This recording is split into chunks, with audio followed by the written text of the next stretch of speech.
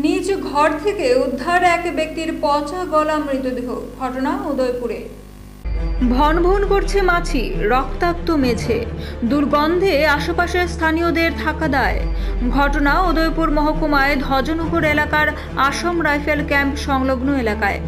এক ব্যক্তির মৃতদেহ উদ্ধারের ঘটনায় দেখা দেয় চাঞ্চল্য। এলাকার কমল মজুমদার জানায়, প্রতিদিনের মতো শুক্রবার সকালে ঘুম থেকে উঠে পাশের বাড়ি ফজল আলীর বাড়িতে গিয়ে দেখেন তিনি ঘরের একটি রুমে পড়ে রয়েছেন। মাথার কাছে রক্ত পড়ে থাকতে দেখে এলাকাবাসীকে খবর দেওয়া হয়।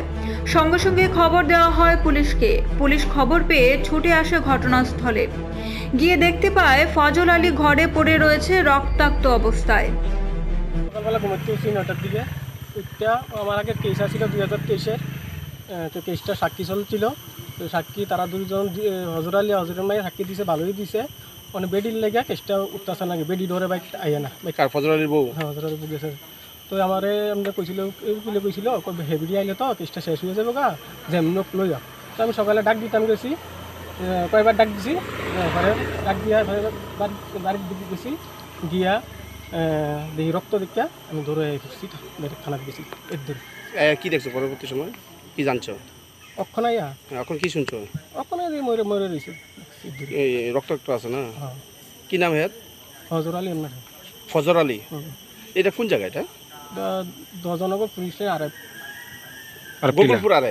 গোকুলপুর আরে মানে আসাম রাইফেল ক্যাম্প সংলগ্ন। হ্যাঁ। কি নাম তোমার? কমল মজুমদার। কমল মজুমদার। আর যিনি মৃত অবস্থা রয়েছে এর কি পচা দুর্গন্ধ নাকি যেতেছে? আমরা তো গন্ধ বেরিয়ে গেছে। কয়দিন আগে হইতে পারে আনুমানিক? এটা তো লাস্ট কবে দেখছেন আপনারা? আমার লাশ আসলে কোটার মধ্যে মঙ্গলবার পর্যন্ত।